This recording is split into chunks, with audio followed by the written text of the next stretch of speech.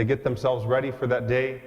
They say, I'm going to go find a mountain and I'm going to stand on a mountain. First they get to Arafah and there's a shock that it's not a mountain. It's actually a nice open space, a plain. And there are mountains and hills, but it is not a mountain. The entire area of Arafah is Arafah. And everyone gets ready to make those du'as, to make those prayers. And if you've been in the last few months, you know that the heat quickly humbles you.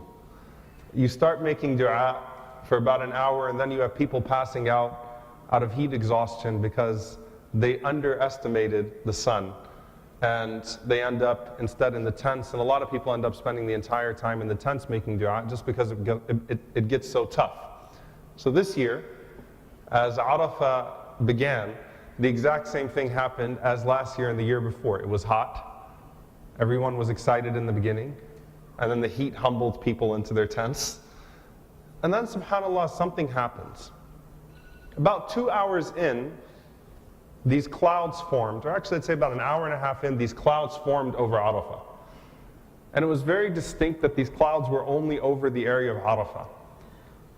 These millions of people with their hands raised to the sky, pleading to Allah for their personal and for the collective, for their dunya and for their akhirah, for their worldly life and for the hereafter, for acceptance and for forgiveness. And then you had these clouds that formed, and clouds at that time in the days of Hajj can be very scary as well, because people are very vulnerable. If the weather gets bad, then people have no buildings to retreat to. So it doesn't rain there. Usually it's very unlikely for it to ever rain there in that desert. It truly is wadin ghayri dhi zar', a place where fruits and vegetables don't typically grow, where it doesn't really rain. And so, people, if it really rains bad, then it can get very dangerous for people. And so when the clouds form, they can be quite intimidating. But these clouds form over the area of Arafah, and a light drizzle starts to come. And then, subhanAllah, that's where the rain starts. And the rain that came down on the day of Arafah on the people that were there in Hajj was so extraordinary, so refreshing. It brought everyone out of their tents, and if you took a moment to just peek around you, all you saw was everybody outside standing up with their hands up like this. No one was sitting, no one was in a tent. The rain hits you from this way, and then the rain hits you from behind you, and it was heavy enough to cool off the entire day of Arafah, and at the same time, it wasn't too heavy to where it became dangerous for the people that were outside. There was lightning, and the lightning actually struck. There's the light, the main light source. The lightning bolt actually struck it directly and lit up all the lights at one time. Saw it happen in front of my own 2 eyes. And you have this scene out of a movie, and you just have suddenly the exact opposite. If someone were to tell you this would be the scene 30 minutes before that, you wouldn't believe it. And subhanAllah, as that day was special, and I ask Allah again to accept it not just from the people there, but for the entire ummah, for everybody that du'a was made on behalf of on that day, and for everyone who fasted that day in reaping the rewards of Arafah. As that's taking place, can't help but wonder, who is here this year? Who is this guest of Allah, or who are these guests of Allah that this incredible scene was created for the benefit of everybody? And that's actually what I want to focus on for a moment. There are people that attain this status with Allah to where they are the friends of Allah subhanahu wa ta'ala. And there are different levels of friendship. And there are different things that could happen for people when they actually attain becoming friends of Allah subhanahu wa ta'ala in that status. There's an exclusive status. There's an exclusive tier, which is a Khalil, which is Ibrahim alayhi salam first.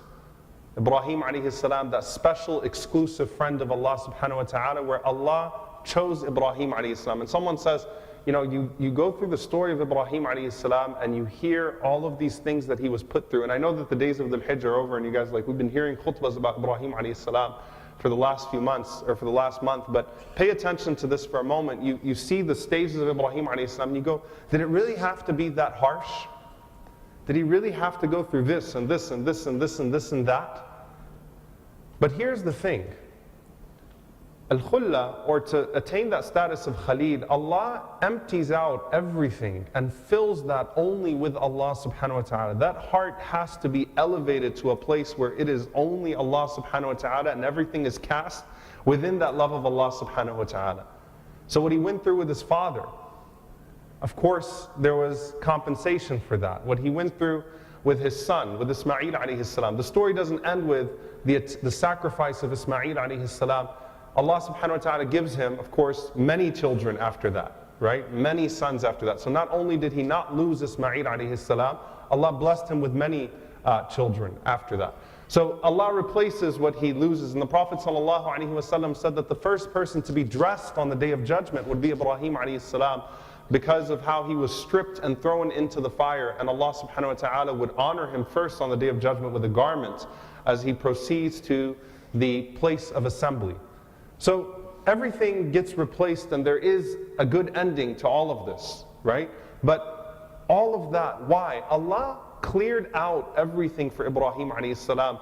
When you are chosen to be a Khalil of Allah subhanahu wa ta'ala, there have to be extraordinary steps, things that no other person will be put through. Things that no other person will be put through. Even if you see a dream of you sacrificing your son, you're not supposed to sacrifice your son. No one else goes through this stuff. It's Allah elevating, He chose Ibrahim alayhi salam and elevated him to a particular spot. And the tests were unique because his station was so unique. And it's exclusive. Or it has a degree of exclusivity, because the Prophet ﷺ said, if I was to take a Khalil from my ummah, a friend from my ummah, it would have been Abu Bakr as-Siddiq radiallahu ta'ala anhu. But Allah has already taken me as a Khalil. So even Abu Bakr radiallahu ta'ala anhu cannot ascend to that spot with the Prophet ﷺ. He's the Siddiq, he's the best friend of the Prophet ﷺ amongst the people. But the Prophet ﷺ said, Allah has chosen me as a Khalil. And once you're Allah's Khalil, no one else is in that relationship. And we have people like that in our lives. And if you look at the hadith, because it's often just translated as friend, the Prophet ﷺ says that a person is on the deen of who? You are on the religion of your Khalil. فَلْيَنْظُرْ أَحَدُكُمْ مَنْ يُخَالِلْ. So look to who you take as that special friend. Not someone you just hang out with every once in a while. But you really, when you take time, when you start to spend a lot of time with someone, your love, your priorities, and your likeness starts to become starts to become the same. They start to synchronize. So Khalil is a very special thing that Allah gives to Ibrahim alayhi salam, to the Prophet sallallahu alayhi wasallam. Then there is this level of wilayah, that a person becomes a wali of Allah. That doesn't mean that you see a dream and then you wear a turban and then everyone calls you a wali and you're a wali and you get to put it in front of your name like a credential. The awliya of Allah, these close friends of Allah, are very much so scattered amongst the people, and you don't know who they are, and that's what makes this so interesting. You don't know who a wali of Allah is. In fact, some of the awliya of Allah themselves don't know that they're awliya of Allah.